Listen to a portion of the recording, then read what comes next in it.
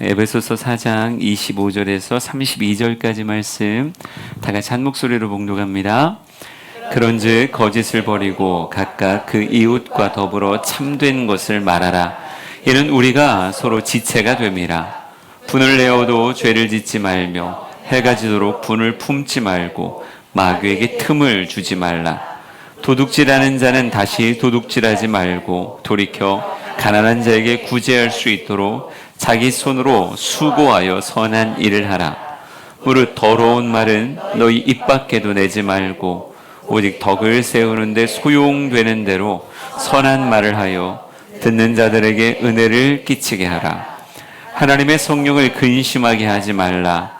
그 안에서 너희가 구원의 날까지 인치심을 받았느니라.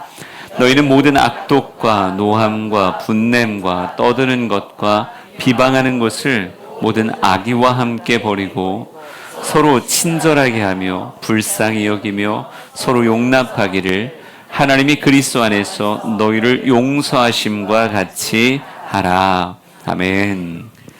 오늘은 에베소서 12번째 시간으로 함께 하려고 합니다. 우리 지난번에 말씀을 이어서 갈 거니까 말씀 한번 읽어보죠. 에베소서 4장 22절에서 24절까지입니다. 시작. 너희는 유혹의 욕심을 따라 썩어가는 구습을 따르는 옛 사람을 벗어버리고 오직 너희의 심령이 새롭게 되어 하나님을 따라 의와 진리의 거룩함으로 지으심을 받은 새 사람을 입으라. 아멘. 예수 믿기 전과 후가 똑같으면 말이 되는 거야, 안 되는 거예요? 말이 안 되는 거죠. 예수 믿기 전과 예수 믿기 믿은 후는 당연히 AD와 BC가 갈라지듯 우리의 삶이 달라져야 되는 것이 마땅합니다. 그건 내가 느낄 뿐 아니라 누가 느껴야 될까요? 내 주변에 있는 사람들이 느껴야 되는 거예요. 가족이 느껴야 되는 거고, 나랑 참 자주 만나는 친구가 너 자꾸 뭐가 달라져 라고 말해야 되는 거고, 직장의 동료도 뭔가 달라졌는데, 사람이 달라졌는데, 얼굴은 똑같은데 다른 사람 같은데, 이런 말들이 여러분 곁에서 들려야 되는 거예요. 오늘 성도가 입는 삶의 옷이라고 표현했는데, 여러분의 스타일을 가장 바꾸었다라고 하는 것이 느껴지는 것이 외형적 모습입니다. 그렇죠? 머리를 뭐 짧게 자르든지 아니면 평상시에 옷장을 열어보면 되게 다 비슷한 색깔의 옷들이 잔뜩 있잖아요. 저 오늘 봐보세요. 가을이 같지 않습니까? 당연히 곤색을 입으려고 했는데 그냥 왠지 오늘 설교가 옷이라서 안 입던 옷을 근데 이렇게 갑자기 뭔가 달라진 듯한 건 외형적으로 그냥 드러나거든요. 오늘 삶의 옷이라고 얘기하면 당연히 당신 스타일이 달라졌는데 모습이 달라졌는데 라는 이야기를 들으려면 내가 익숙하게 입고 있던 옷을 먼저 벗어야 되는 거죠. 우리가 방금 읽었던 성경 말씀에 구습을 따르는 옛사람을 벗어버리고 이렇게 써 있어요. 구습을 따르는 옛사람을 벗어버리라. 이스라엘 백성들로 얘기하면 애굽에서 노예 생활하던 그 모습, 벽돌이기기 하고 또 람세 짓고 국고성 짓고 뭐 이랬던 그런 노예로 살아가던 그 모습은 뭐 해야 되는 거예요? 벗어버려야 되는 거예요. 예전에 쇼생크 탈출인가요? 그거 봤더니 하도 감옥에서 오래 있다가 출소하니까 화장실을 가야 되겠는데 누구한테 허락받지 않으면 화장실을 못 가는, 그러니까 소변이 배출이 안 되는 거예요. 그러니까 가서 나 화장실 갔다 와도 되겠냐고, 꼭 지배인에게 나 화장실 갔다 와도 되겠냐고. 그러니까 왜 자꾸 묻냐고, 그냥 가면 되지. 그랬더니 허락을 안 받으면 소변이 안 나온다고 얘기하더라고요. 근데 혹시나 우리 안에 이전의 모습이 벗어지지 않은 채 여전히 내 모습 안에 그대로 담겨 있다면 이건 잘못된 거예요. 그 상태로는 새로운 옷을 못 입습니다. 그러기에 구습을 쫓는 옛사람을 벗어버린다. 그러니까 오늘이라도 종이 하나에도 적고 예수 믿기 전에 내 삶에 구습을 쫓던 모습이 도대체 무엇일까 하나하나 적어보고 그것을 벗어내기 위한 그런 애씀이 있어야 되겠죠. 그래서 신앙생활 잘한다는 건 내 삶에 벗어야 될 것들을 벗어내는 거고, 또 반대로는 하나님을 따라 의와 진리와 거룩함으로 지으심을 받은 새 사람을 입으라 이렇게 말했으니, 예, 내가 지금까지 원했던 그 스타일의 옷이 아니라 최고의 디자이너 되시는 하나님이 내 삶에 입히시는 옷을, 내 삶에 주시려고 하는 그 옷을 하나하나 받아 입는 그런 모습이 우리 안에 있어야 된다는 거죠. 그러기에 우리 사랑하는 성도들이 이전과 똑같다라고 하는 걸 칭찬으로 여기면 안 돼요. 교회 다니는 것만 바뀌었지 나 예전과 똑같아 라고 말하는 건 절대 그리스도인다운 모습이 아니에요. 그리스도인 되었다라고 얘기하는 건 내 삶의 멍에가 벗겨졌다는 거고, 나를 묶고 있던 그 말뚝이 뽑혔다는 이야기거든요. 지난주에 한 세미나에 갔다가 재밌는 그림들을 봤어요. 뭐 너무 잘하는 이야기인데, 너무 잘하는 이야기지만 만화 보듯이 그림 몇 장 볼게요. 첫 번째, 이 그림이에요. 벼룩 그림. 자, 벼룩은 일반적으로 자기 몸 크기의 100배까지 뛸 수 있다고 한다. 실제로 1910년 캘리포니아에서 열린 세계 벼룩 점프 대회에서 33cm를 뛴 주의 벼룩이 우승한 사례가 있다. 진짜 놀랍지 않습니까? 벼룩이 힘껏 뛰면 어디까지 뛴다고요? 33cm까지 뛴대요. 두 번째 그림 보여드릴게요. 이렇게 잘 뛰는 벼룩을 10cm 높이 유리컵에 오랫동안 가두었다가 풀어주면 어떻게 될까요? 네, 그래요. 마지막 그림입니다. 놀랍게도 벼룩은 10cm밖에 뛰지 못한다고 해요. 더 높이 뛰면 머리를 유리컵에 찢는다라고 하는 한계에 길들여져서 나를 묶고 있었던 그곳에 길들여져서 더 이상 높이 뛰지 못한다는 거예요. 이런 얘기가 하나 더 있더라고요. 이것도 한번 봐보세요. 코끼리. 서커스 장에 가면 코끼리들 있잖아요. 코끼리가 아주 작은 말뚝에 묶여서 도망가지 않은 채 그 말뚝에 묶여서 돌아다니는 걸 보며 왜 저렇게 됐을까라고 얘기했을 때, 코끼리가 어릴 때부터 서커스단에 와서 말뚝에 묶여 있었다고 얘기합니다. 다음 넘겨볼까요? 나는 벗어날 수 없어, 도망칠 수 없다, 포기하자. 말뚝이 어린 코끼리에게는 너무 큰 한계처럼 느껴지는 거예요. 처음엔 묶어놓으니까 벗어나려고 발버둥을 쳤겠죠. 막 발버둥을 치고 힘도 써보고. 그런데 어린 코끼리에게 이 말뚝은 너무 크고 단단하고 정말 꽉 잡고 있는 사슬처럼 느껴졌던 거예요. 그러고 나니 나중에 어떻게 됐을까요? 그 후로 오랜 시간이 지나 어른이 된 아기 코끼리는 이제 어른이 되었는데도 벗어날 수 있다는 생각조차 절대로 하지 못하게 되었지. 그래서 벗어날 수가 없단다. 이렇게 말하더라고요.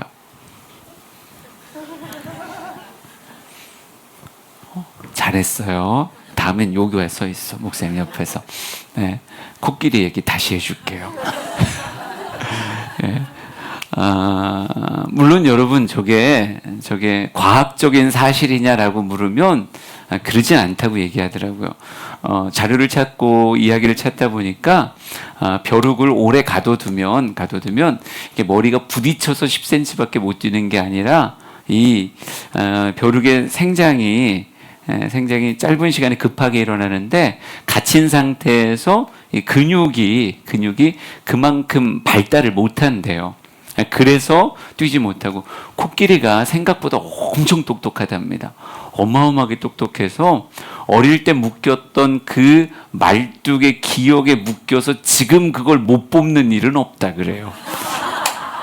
그래서 이거는 상관없는 얘기로. 하지만 그래도 우리에게 이솝우화 같이 우리에게 교훈을 주는 이야기로는 굉장히 설득력 있고 도전되게, 우리에게 갇혀 있었던 유리컵은 이미 사라졌는데, 죄와 사망의 그 굴레는 이미 벗겨졌는데, 우리가 예전에 살아오던 그 습관이 꼭 내 삶의 피부인 줄 알고 그냥 옷인데, 구습을 쫓는 옛사람의 옛 옷일 뿐인데 이게 내 삶의 피부라고 생각하고 이걸 못 벗는다, 이게 나야 라고 생각하는 건 심히 어리석은 일이라는 거죠.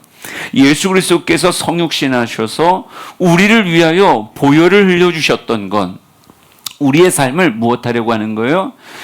더 이상 애굽의 종살이하는, 죄의 종살이하는 모습으로 묶어두지 않고 우리를 이제는 출애굽의 백성이요 하나님의 영적 장자의 삶을 살게 하기 위해 주님이 대가를 치르신 것이기에, 예수 그리스도가 우리 위에 있었던 어찌 보면 죄의 유리컵을 치워주셨고, 예수 그리스도께서 내 삶에 깊이 박혀 있었던 나를 옴싹달싹 못하게 만들었던 죄의 말뚝을 뽑아주셨기에 이젠 우리는 어떻게 해야 되는 거예요? 새로운 옷을 입는, 벗고 새로운 옷을 입는 그런 거룩한 도전을 할 수 있어야 된다는 거죠. 갈라디아서 4장 6절부터 9절까지를 한번 쭉 읽어보겠습니다. 시작. 너희가 아들임으로 하나님이 그 아들의 영을 우리 마음 가운데 보내사 아빠 아버지라 부르게 하셨느니라. 그러므로 내가 이후로는 종이 아니요 아들이니 아들이면 하나님으로 말미암아 유업을 받을 자니라. 그러나 너희가 그때에는 하나님을 알지 못하여 본질상 하나님이 아닌 자들에게 종노릇하였더니 이제는 너희가 하나님을 알 뿐 아니라 더욱이 하나님이 아신 바 되었거늘 어찌하여 다시 약하고 천박한 초등학문으로 돌아가서 다시 그들에게 종노릇하려 하느냐. 아멘.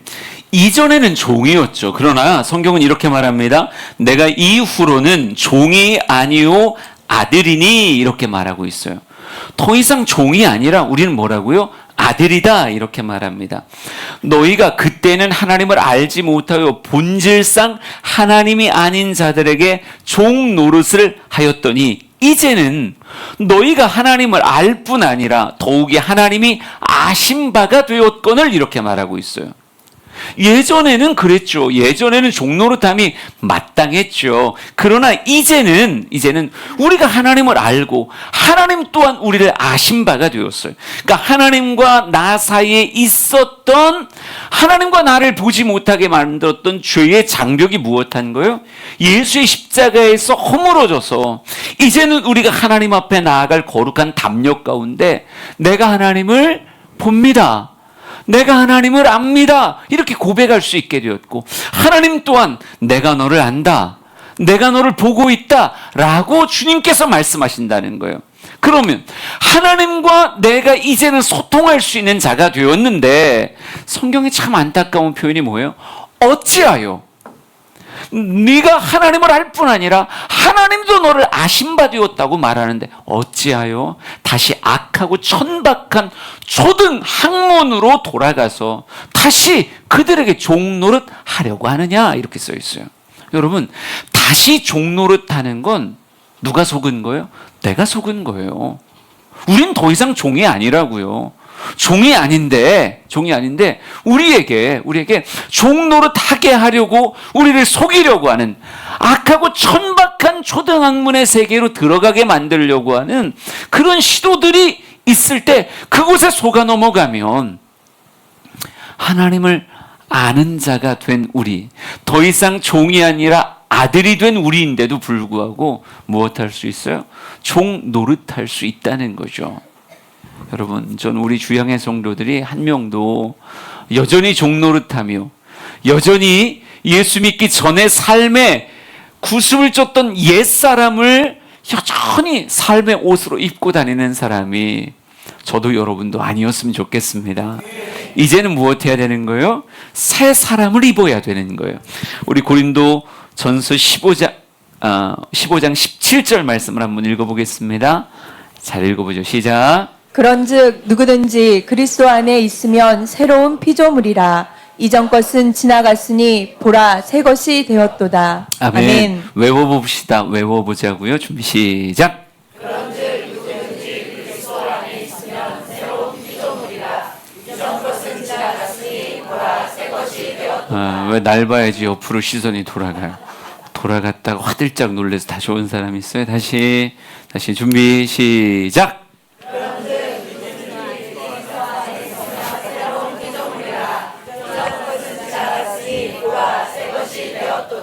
아멘. 누구든지 그리스도 안에 있으면 새로운 피조물이라.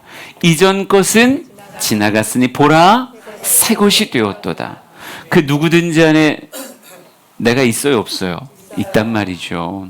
여러분, 탕자가 타국에서 주염 열매 주워 먹을 때 눈치 보면서 주염 열매 주워서 주머니에다 넣겠죠. 그리고 꼭 군대에서 그 침낭 안에서 건빵 먹는 것 같이 그렇게 먹고 있었을 거예요. 숨어서 몰래.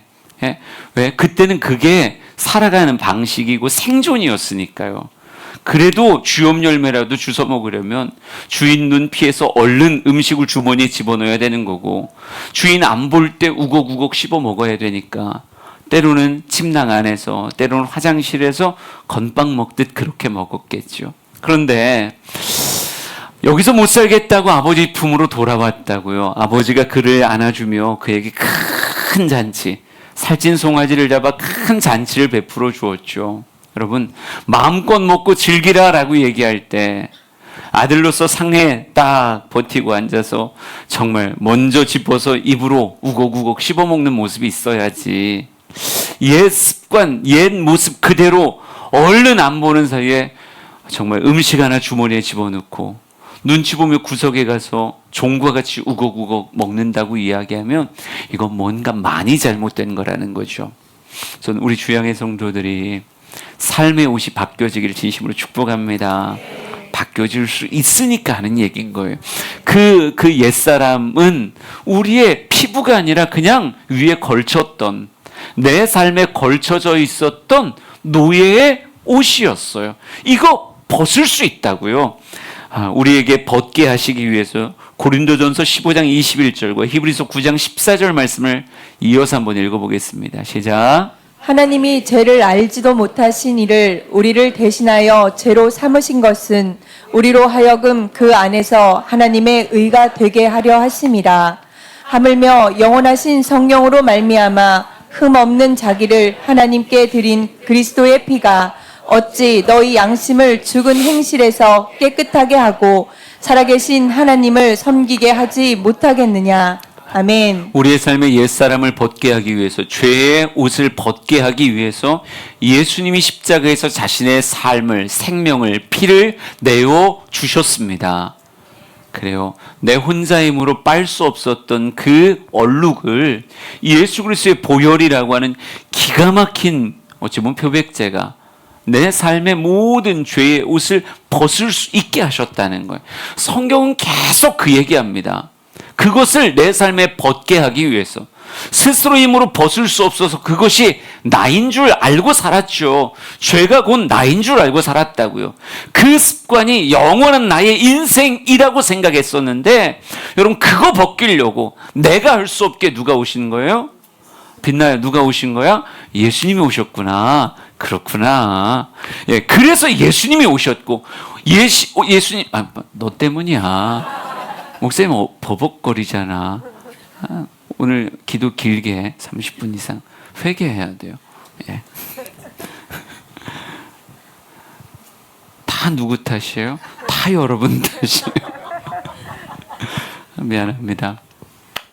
다시, 예수님이 내 삶에 벗을 수 없는 내 피부라고 생각했던 죄를 벗기기 위해서 그분이 내 삶에 다가오시는 거라고요. 성경은 말합니다. 흠없는 자기를 하나님께 드린 그리스도의 피가 어찌 너희 양심을 죽은 행실에서 깨끗하게 하지 못하겠느냐.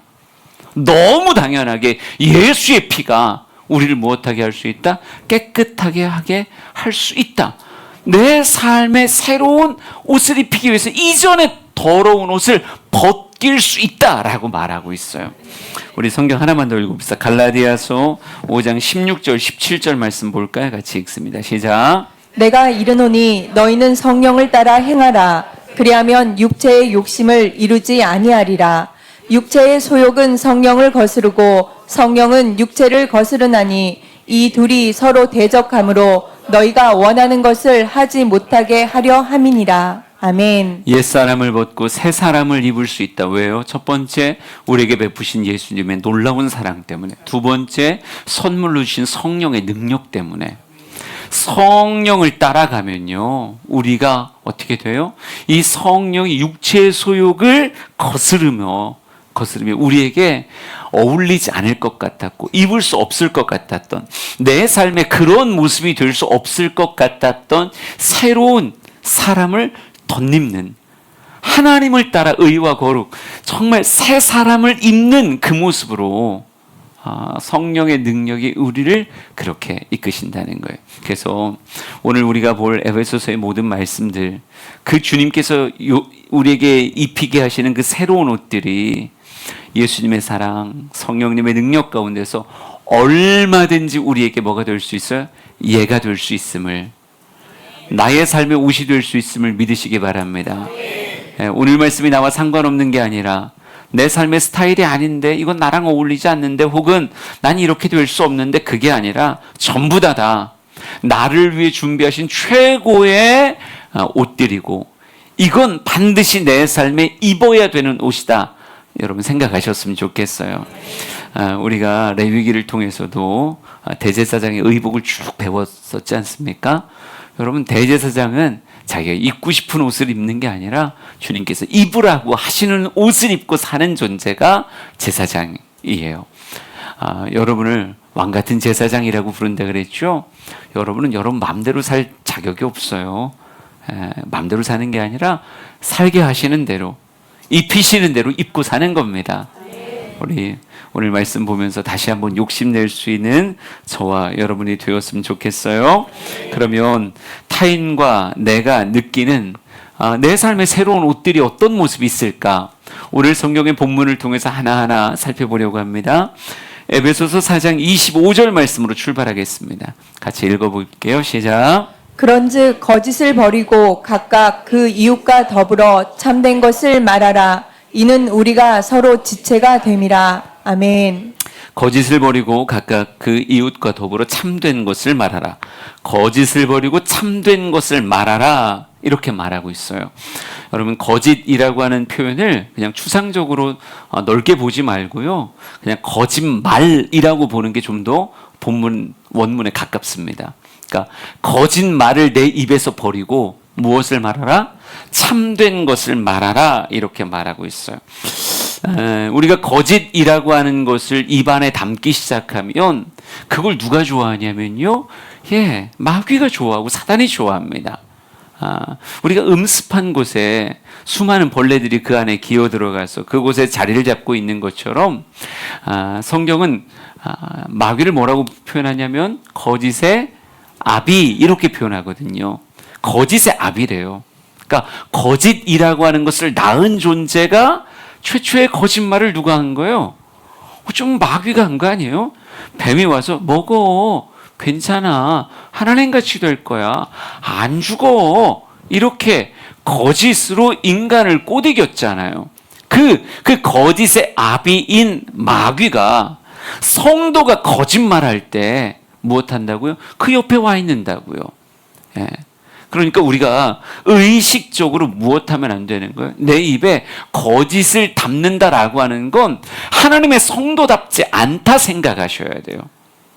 그걸 가정에서건 친구 사이에서건 뭐 사업하고 직장 생활을 하는 사회생활 가운데건, 여러분, 우리의 삶의 영역에 상관없이 교회에서만 참말을 하고 밖에서는 이건 처세술이야 라고 말하는 건 다 누구의 꼬드김이라고요? 그 사단의 꼬드김이라고요. 여러분, 아비가 어찌 아이를 떠날 수가 있겠냐고요. 아비는 아이 곁에 있는 거예요. 근데 거짓의 아비가 누구라고요? 사단이라니까요. 아무리 목사고 장로고 아무리 교회를 오래 다닌 권사여도요, 그의 입술에 거짓이 자리 잡고 있으면 하나님과 그 사람 사이에 누가 끼어들려고 하느냐? 마귀가 끼어들려고 자꾸 하게 됩니다. 그러기에 우리는 이 땅의 삶을 살아가면서 거짓을 말하는 자가 아니라 참된 것을 말할 줄 아는 삶. 나는 거짓말하고 인생 살지 않을 거예요. 저는 참말을 하고 인생을 살아갈 거예요. 참말을 해서 조금 더 돌게 되더라도, 참말을 했기에 조금 더 손해를 보는 듯 느껴지더라도, 참말을 하기에 이윤이 작아지고 참말을 해서 더 많이 일을 해야 되는 일이 벌어져도 우리 사랑하는 성도들이 거짓말의 지름길이 아니라 참말의 바른 길을 걸을 줄 아는 우리 모든 성도들 되었으면 좋겠습니다. 그래서 여러분에 대한 평가가 여러분이 속한 공동체에서 뭐라고 평가를 드려야 되냐면 저 사람 정직해. 정직해. 이 말을 들어야 돼요. 그러니까 여러분에 대한 뭐 그냥 사람들이 하는 말들 있잖아요. 우린 한 사람 화장실 가면 막 그 사람에 대해서 말하기 시작하잖아요. 막 이렇게 말하잖아요. 근데 그렇게 말할 때 그래도 쟤는 입만 열면 거짓말이요. 아무개 집사주고 입만 열면 거짓말이요. 이런 얘기를 들으면 여러분 이게 들으면 기분 나빠할 게 아니라 겟세마네 가야 되겠구나. 하나님 불로 내 입술을 지져주세요. 그냥 새까맣게 태우셔도 됩니다. 이렇게 말할 회개의 거리지 기분 나쁠 게 아니라고요. 그 사람들이 오히려 내 면전에서 하지 않는 말이 뭐일 수 있어요? 나에 대한 진짜 평가일 수 있어요.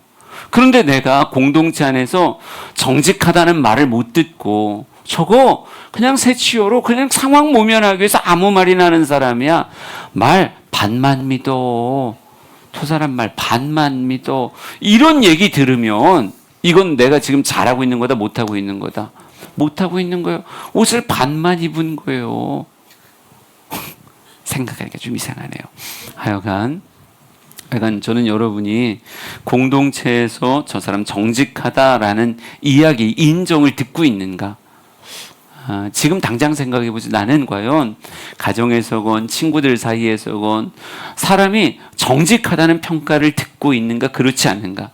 믿을 만한 사람이다라고 하는 평판이 나를 따르는가 따르지 않는가 점검하셔야 된다는 거죠. 여러분 교제는 어디 위에서 세워지는 거예요? 신뢰 안에서 세워지는 거예요. 신뢰 안에서. 참된 것을 말하라 이는 우리가 서로 지체가 됨이라 이렇게 써 있어요. 성도 안에서건 더 깊은 관계로 나아가기 위해선 거짓을 말하면 안 되고 무엇을 말해라? 참된 것을 말해라 이렇게 말하고 있다고요. 우리 사랑하는 성도들이 혹시나 세상 살며 거짓의 옛사람을 입고 있는데 여전히 거짓말이 입에 너무 쉽게 붙어 있다라고 얘기하면 이거 아니구나. 이거 하나님 안 기뻐하시는구나.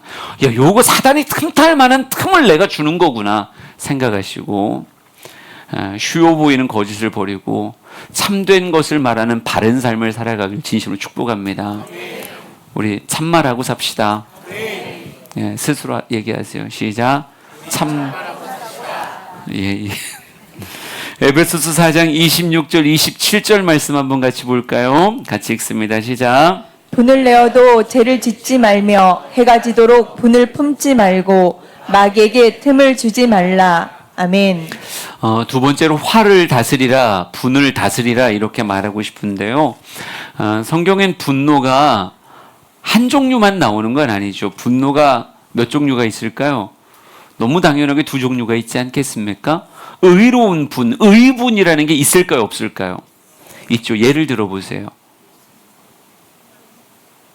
그렇죠. 예수님의 성전 정화 사건이나 뭐 요 정도는 얘기해 줘야 우리가 뭐 설교하기도 편하고 괜찮습니다. 그러니까 성전이 장사치들의 어찌 보면 시장 바닥같이 되었을 때 예수님이 크게 분내시며 그들을 다 내어 쫓았다라고 말하고 있어요. 근데 내어 쫓은 게 그냥 혈기를 부렸다는 게 아니라 성전 정화, 성전을 깨끗이 했다라고 평가가 되잖아요.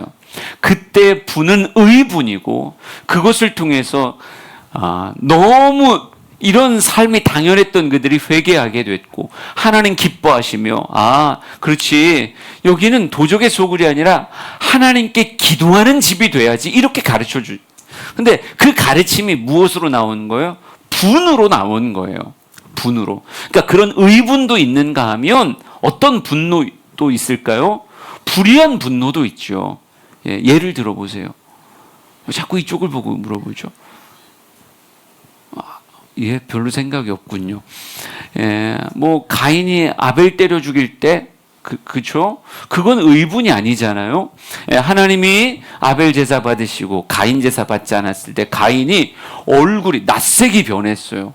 얼굴이 변해가지고 막 혈기를 부리더니 나중에 누구를 죽였다고요? 아벨을 쳐 죽였다라고 이렇게 써 있어요. 얼마나 신경질 내면서 그의 말과 그의 표정과 그의 모습에서 독이 쏟아져 나왔을까요? 근데 그것을 통해서 주위 사람들이 이득을 얻고 하나님이 기뻐하셨는가? 전혀 그렇지 않거든요. 그런 게 진짜 잘못된 분이죠. 방금 말씀 다시 보여주실래요? 에베소 4장 26절 27절. 그때 26절의 분이라고 하는 것, 26절에 있는 분은 그럼 어떤 분일까요? 의분이에요? 아니면 잘못된 불의, 그러니까 뭐라고 표현해야 되는 거예요? 뭐 잘못된 분이에요? 어떤 분이에요? 잘못된 분이에요. 그렇구나. 근데 잘못된 분을 내어도 그럼 내도 되는 거예요? 잘못된 분을? 그러니까 여러분 잘 보셔야 돼요. 잘못된 분을 얘기하는 게 아니다는 걸 보셔야 돼요. 잘못된 분은 꺼내면 안 돼요. 그건 아예 꺼내면 안 돼요. 근데 그리스도인 성도로서 분을 내어도 라고 얘기할 때는 우리가 낼 수 있는 분은 어떤 분이에요? 나름대로 명분 있는 분을 내야 된다고요. 명분 있는 분을. 그러니까 성도가 화가 나고 분이 났을 땐 최소한 뭐가 있어야 돼요? 이해가 되고 납득이 되는 그런 분을 낼 줄 알아야 되는 거예요. 맥락도 없고 뭐도 없고 아무것도 없는 승질을 낸다. 그건 뭐예요? 진짜 회개해야 되고 그런 분을 내면 안 되죠. 그건 안 되는 거예요. 근데 오늘 성경은 뭐라고 시작해요? 분을 내어도 라고 말하고 있어요. 그러니까 분을 낸다라고 얘기했을 땐 이 분은 솔직히 표현될 수도 있는 분이에요. 그런데 그 뒤가 이렇게 써 있다고요. 분을 내어도라고 하는 말을 해놓고 나서 급히 사도 바울이 안전장치 3개를 뒤에다 갖다 붙여놔요. 뭐라고 붙여놓나 보세요. 첫째, 죄를 짓지 말라. 두 번째, 해가 지도록 분을 품지 말라. 세 번째, 마귀에게 틈을 주지 말아라. 이렇게 말하고 있어요. 여러분, 분이라고 하는 게 비록 내 안에 명분 있고 우리 성도들이 설마 아무 맥락 없이 화를 내겠어요? 물론 그런 사람이 있죠. 이 가운데도 있겠죠. 있겠죠. 그런데 원래 우리는 그렇게까지 가면 이건 그냥 안 되는 거예요. 이건 잘못된 거예요.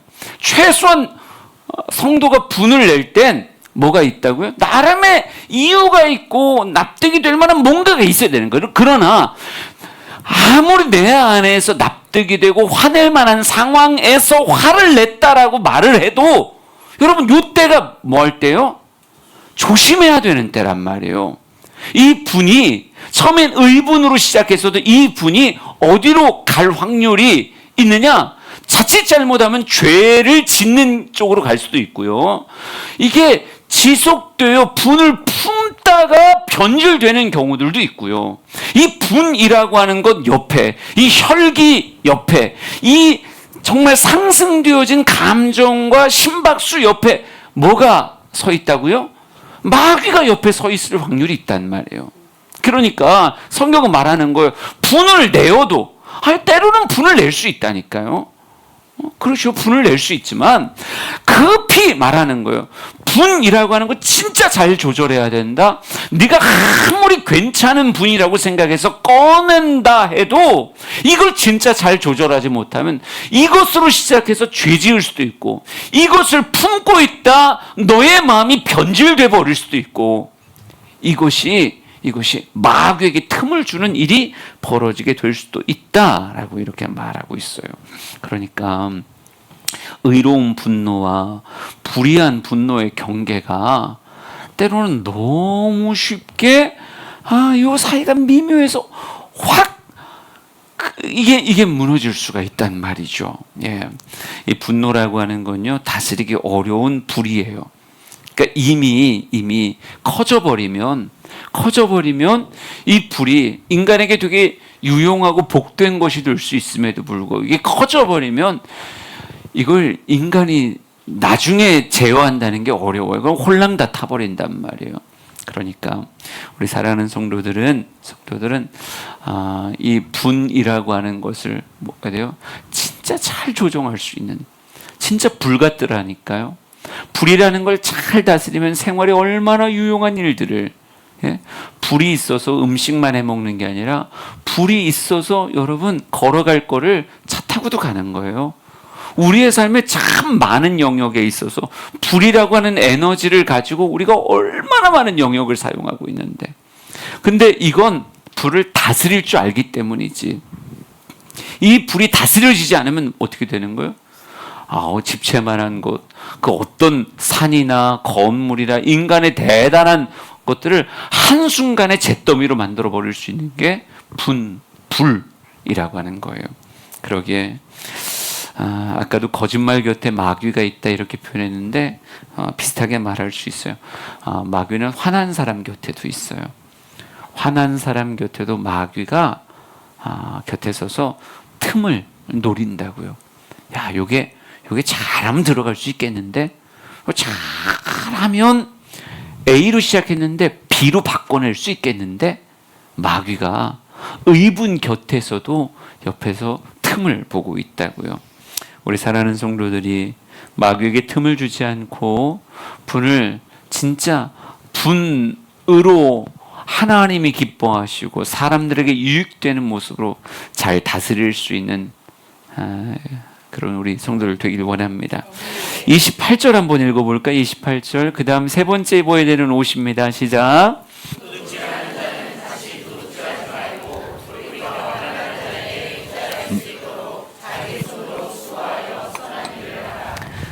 마이크 배터리가 다 간 것 같습니다. 바꿔주세요. 네, 우리 집사님께 꾀꼬리 같은 목소리를 듣지 못하면 힘이 나지 않아서 설교를 할 수가 없습니다.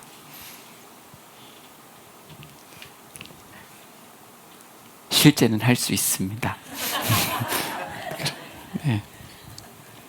여러분, 도둑질이라고 하는 건 극단적인 이기심이죠. 극단적인 이기심이요. 어떤 사람이 어떤 수확물을 가지려면 농작물은 농부의 발걸음 소리를 듣고 큰다고 얘기하는데, 쌀미자에 88번의 손길이 담겨 있다고 얘기하는데, 참 오랜 기간 돌보고 수고하고 애써야 무언가의 수확물을 얻는 거예요.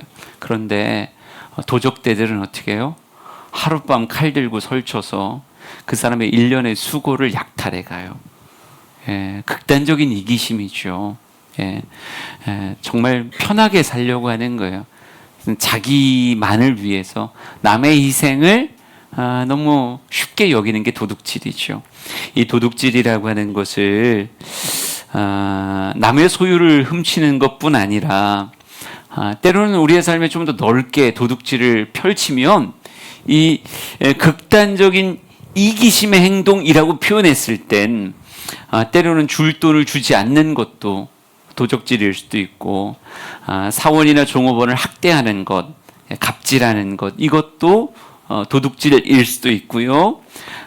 종업원의 입장에서 혹은 사원의 입장에서 일을 제대로 안 하는 것도, 점심시간을 한 3시간씩 자기 마음대로 늘리고 담배를 한 30번 피러 나갔다가 나갈 때마다 20분씩 담배 피고 들어오고, 이런 것, 일을 제대로 하지 않는 것도 도적질이라고 말할 수 있어요.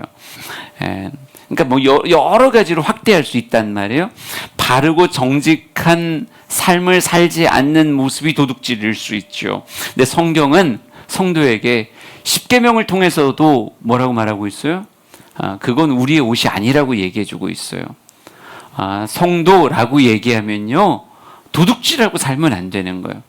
남의 물건, 남의 소유, 절대 그걸 함부로 훔치면 안 되는 거고, 또 그리스도인답지 않은 이기심으로 인생을 살아가서 남에게 해를 끼치며 내 삶을 살아가고, 혹은 내 삶에 대해서 정말 게으름과 나태함과 방임으로 타인에게 손해를 끼치고 살아간다?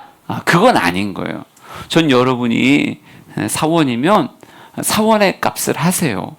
월급을 받을 이유를 여러분 충족시키면서 회사를 다니셔야 되는 거예요. 예, 돈은 많이 받고 싶은데 일은 안 하고 싶고, 지금 미국에서도 주 4일째 뭐 이런 얘기 있나 봐요. 오늘 기사를 내가 정확하게는 안 읽었는데 그 기사에 이렇게 써 있더라고요.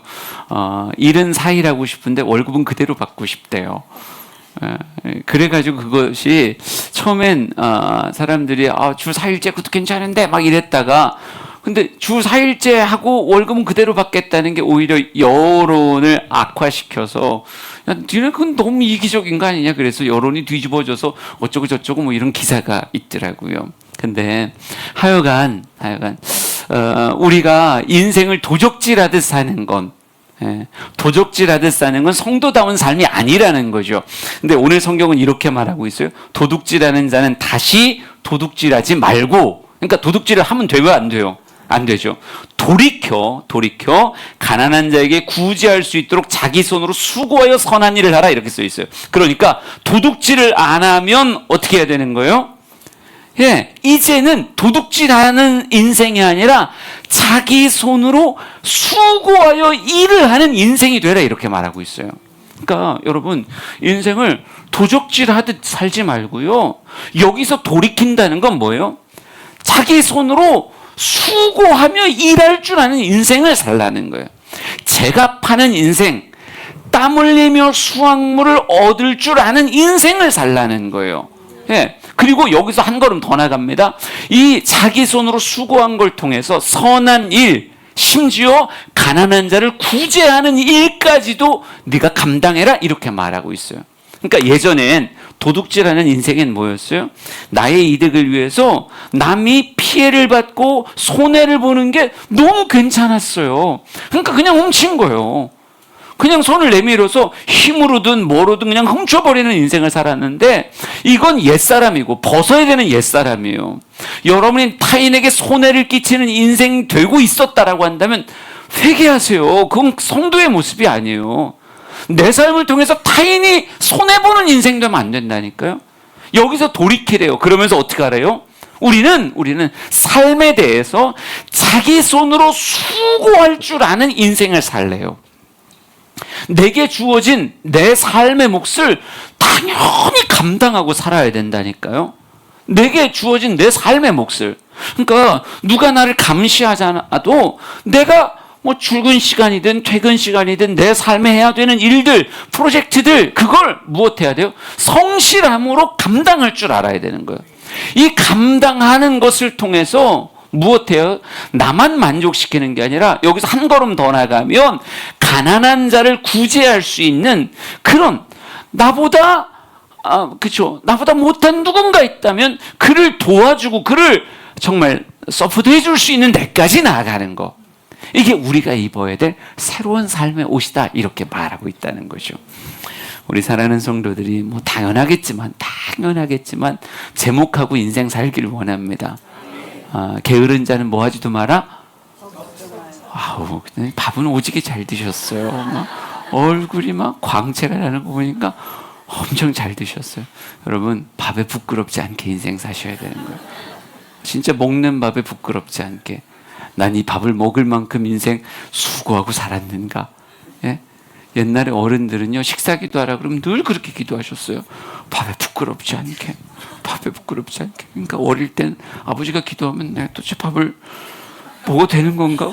공부도 못하는 내가 밥을 먹어도 되는 건가? 막 이런 생각 들고 막 그랬었는데, 하여간 29절 30절 우리 조금만 더 가봅시다. 예, 힘내세요. 조금만 더. 시작.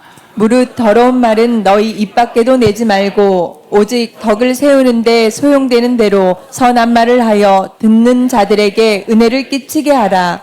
하나님의 성령을 근심하게 하지 말라.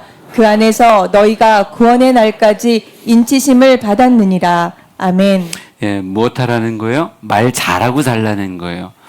거짓말하지 말라, 참된 것을 말하라. 당연한데 여기서 좀 더 확장판인 거예요. 여러분, 언어라고 하는 건 하나님 닮은 능력입니다. 우리가 하나님을 닮아 누리는 특별한 인간에게 주신 특별한 능력이 언어의 능력이라고 이렇게 말할 수 있어요. 물론 새들도 지적이고 걔네들이 노래를 하는 건지 비명을 지르는 건지 잘 모르겠는데, 근데 걔네들도 하고 짐승도 뭐 컹컹 짖기도 하고 뭐 막 이러기도 하고 그러더라고요. 우리 개를 보니까 안 가르쳤는데 막 하여간 그런 말을 뭔가 말하는 것 같아. 그런데 그런 옹알이하고 인간의 언어하고는 차원이 달라요. 그죠? 인간의 이렇게 유려하고 참 다양한 표현을 뱉을 수 있는 이런 말의 권세는 누구를 닮은 거예요? 하나님을 닮은 거예요. 여러분, 그렇다면 하나님이 말씀하시듯 우리도 말하고 산다면, 하나님이 쓸 말을 하시듯 우리도 어떻게 하고 살아야 되는 거예요? 쓸 말을 하며 덕을 세울 수 있는 말을 하며 인생을 살아야 된다는 거죠. 오늘 성경은 이렇게 말합니다. 성도들이여, 더러운 말은 무릇 너희 입 밖에도 내지 말라, 이렇게 써 있어요. 하나님의 성령 근심하게 하지 말라는 거예요. 여러분, 우리 안에 누가 계셔요? 성령님 계시죠. 우리의 몸을 뭐라고 부른다고요? 성령이 거하는 전이라고 말해요. 우리가 교회고 우리가 성전이에요. 안에 성령님 계신데 성령님이 근심할 그런 말들을 입 밖에 낼 수 있을까요, 없을까요? 그 능력은 있어요. 근데 하지 말라는 거예요. 우리가 욕을 할 수 있을까요, 없을까요? 네, 잘 아시잖아요. 욕을 할 수 있어요.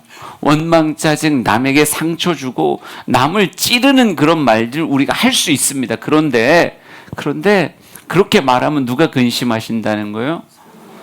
네, 성령님 근심하시고 그 사람 아파한다는 거예요. 물론 뭐 또 새삼스럽게 회개가 되네요. 새삼스럽게 회개가 되는데, 그럼에도 불구하고 우리가 더러운 말을 입 밖에 내는 순간, 더러운 말이 우리 안에 만들어질 수 있어요. 그러나 이게 꺼내지지 말아야 되거든요.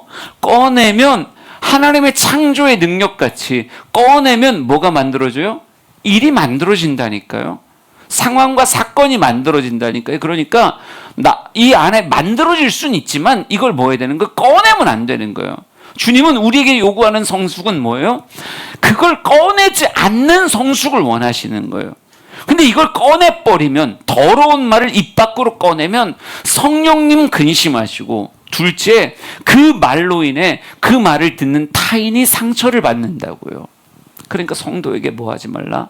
말 함부로 하지 마라. 말 함부로 하지 마라. 그럼 더러운 말들의 종류가 뭐가 있겠어요? 예. 뭐 상스러운 표현도 있겠고, 욕설도 있겠고, 때로는 조롱하는 말도 있고, 비꼬는 말도 있고, 뭐 별의별 말들이 다 있겠죠. 근데 결론적으로는 하여간 듣는 사람 기분 나쁜 말이 그런 말이에요. 듣는 사람 상처받는 말이 그런 말이에요. 예. 그러기에 성경은 우리에게 뭐라고 말하고 있어요? 너희들은 오직 덕을 세우는데 소용되는 대로 선한 말을 하라, 이렇게 써 있어요. 그러니까 요 표현을 조금 더 보면 은혜를 끼치게 하라, 이렇게 써 있거든요. 그러니까 들었을 때 뭐 할 수 있는 말? 아, 은혜 받았어요. 이렇게 할 말을 우리 보고 하라는 거예요. 인생 너무 피곤해서 어떻게 살까 싶은데, 그래도 하여간 잘 말하고 인생 살아라.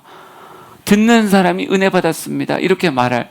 그러니까 여러분이 말하니까 막 아내가 은혜 받았어요, 뭐 이렇게 말하고, 아내가 말했더니 은혜가 됩니다, 이렇게 남편이 말하고, 부모님이 말했더니 막 자녀가 막 은혜 받아서 막 눈물을 주룩주룩 흘리는 이런 말들. 그러니까 자녀가 말했을 때 부모가 막 얘가 내 아들이라니 어찌 이럴 수가 있단 말이냐, 야 진짜 개천에서 용이 났다, 막 이렇게 말할, 감동받을 말들.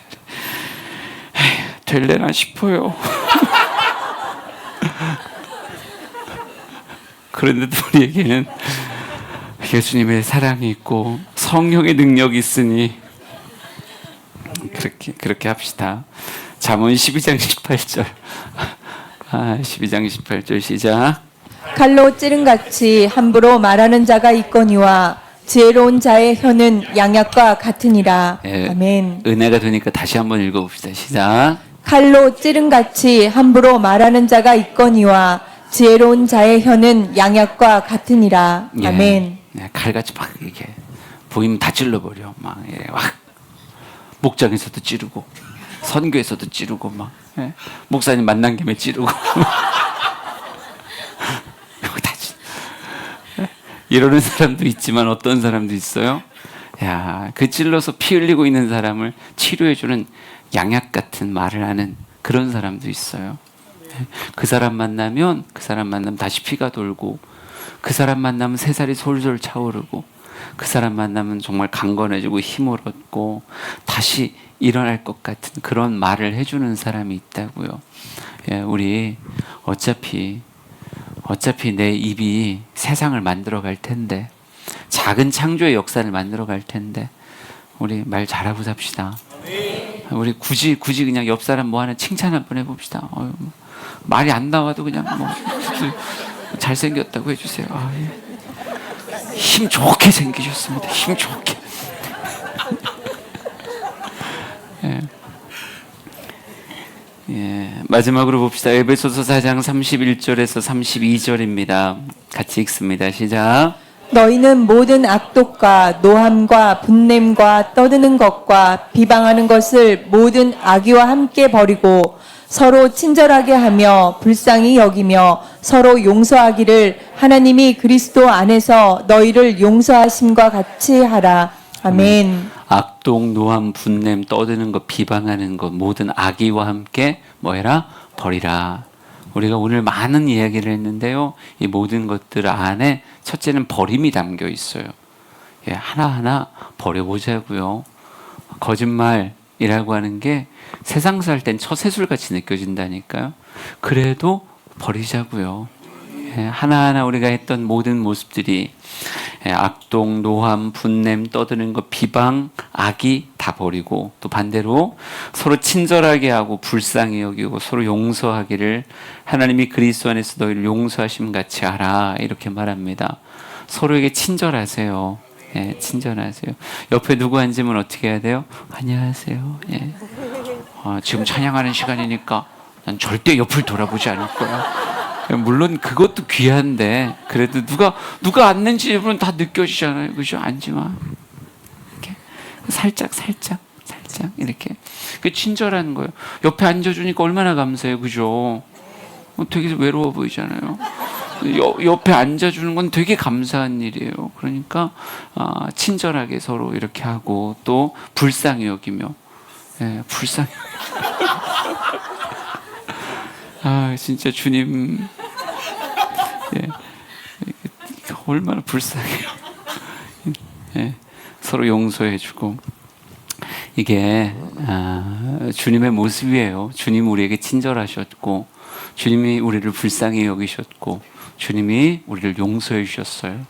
그러니까 그리스도인의 삶에서는 어떤 모습이 있어야 되는 거예요? 이런 모습이 매일 스텝 바이 스텝으로 주님을 더 닮아가는 그런 모습이 되어야 되는 거예요. 어둠에선 빠져나오고 빛을 향해 나아가는, 애굽에서 빠져나왔으면 이제 가나안을 향해 걸어가는 게 성도의 삶이요, 시간과 함께 성숙해가는 게 우리의 성화의 삶이라고 말할 수 있습니다. 우리 주양의 성도들, 지금의 모습에 실망하지 마세요. 우리에겐 지금 보낼 수 있는 시간이 있고 쌓아나갈 수 있는 신앙의 여정이 있으니까 1년 후에 어떻게 될까요? 더 많이 달라질 거고요. 5년 후에 우리는 정말 많이 달라져 있을 거고, 10년 후에 내 인생에서 주님의 향기가 아주 진하게 나는 모습으로 우린 계속 달라질 거니까요. 우리 예수 닮기를 마지막으로 찬양하고 우리 같이 기도하며 주 앞에 나아갑시다.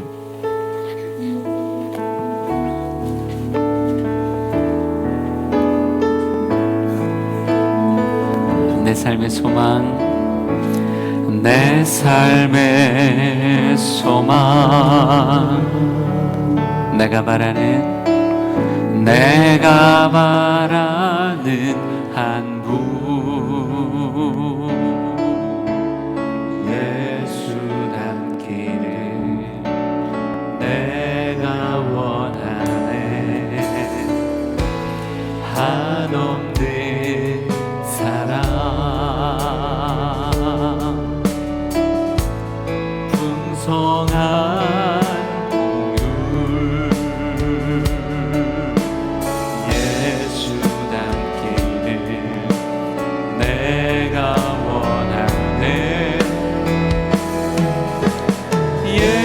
예수 닮기를 예수 보기를 예수만 높이기 내가 원하네 내 평생 소원 예수 닮기를 예수만 닮기를 내가 원하네 예수 닮기를 예수 보기를 예수 닮기를 예수 보기를 예수만 높이기 내가 원하네 내 평생 소원 예수 닮기를 예수만 닮기를 내가 원하네 2절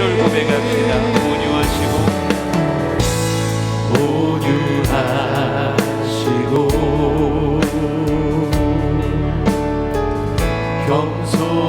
겸손하신 성품 예수 닮기를 내가 원하네 자비하시고 위보다 되신 주 예수 닮기를 내가 원하네 예수 닮기를 예수 보기를 예수만 높이기 내가 원하네 내 평생 소원 예수 닮기를 예수만 닮기를 내가 원하네 예수 닮길 예수 닮기를 아멘 예수 보기를 예수만 높이기 내가 원하네 내 평생 소원 예수 닮기를 예수만 닮기를 내가 원하네 완전하신 예수 완전하신 예수 새롭게 하시네 연약한 내 영혼 연약한 내 영혼 온전하게 되리